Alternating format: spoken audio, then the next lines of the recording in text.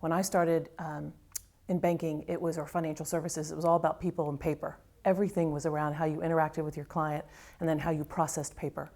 Today, it's all people and technology, right? That's all that the business is. Whether it be how the clients interact with the bank has totally changed, right? So people's personal preferences have changed from going into a physical facility where they felt the need to see a personal banker or see a teller, to where they're very comfortable with alternative channels. They're not even really alternative channels anymore, right? They're mainstream, whether it be the phone or their iPad or their computer or the ATMs. So that's changed. And then on the corporate side, it's also changed because corporations used to have to go down to a facility to get cash or transact. Now they can do all of that from their office, right? They do their payroll from their offices. They do their deposits from their offices.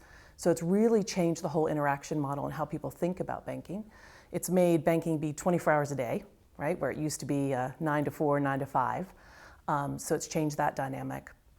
The other thing that has changed is the amount of data, right? So the amount of data and the speed at which we use data because of the technology has dramatically altered the way we view our responsibility as financial institutions to deliver services to our clients, and also really the security that we need to provide our clients around all of that data that we hold.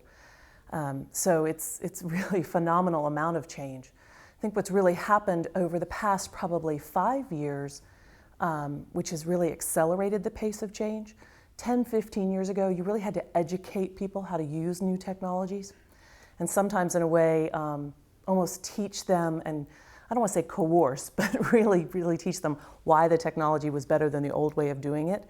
Now, technologies have become so mainstream, clients are actually demanding more. So for us as institutions, we have to kind of keep up with them. It's introduced different expectations, right? But it's also introduced different competitors. So you think about what people in the industry like to call non-traditional competitors, of PayPal as an example.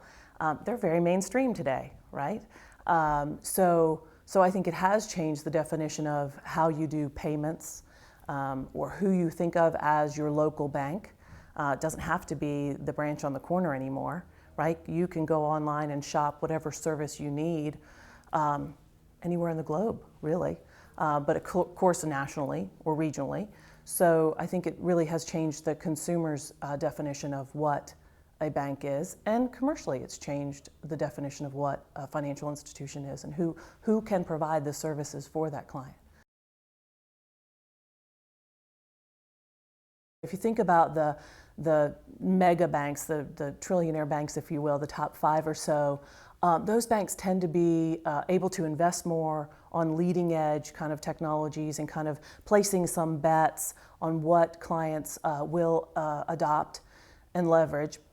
And so they can place multiple bets. When you get to the regional sized banks, probably more fast followers and really watching what our clients need, and then quickly kind of assuming those technologies to enable the client.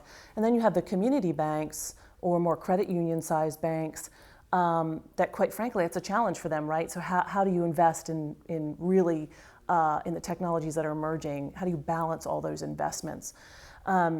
So I think that you have to balance the risk, you have to balance the adoption and what your clients want, and then you have to balance that with the strategy of the company. But I think the true story of what it'll be 10 years from now, 20 years from now, is still to be written. And I don't think people will not be out of the equation because, again, money is still, it's very personal, right? And so it's how do you leverage that technology to deliver a differentiated experience that I think will prove which institutions ultimately survive and thrive in the United States.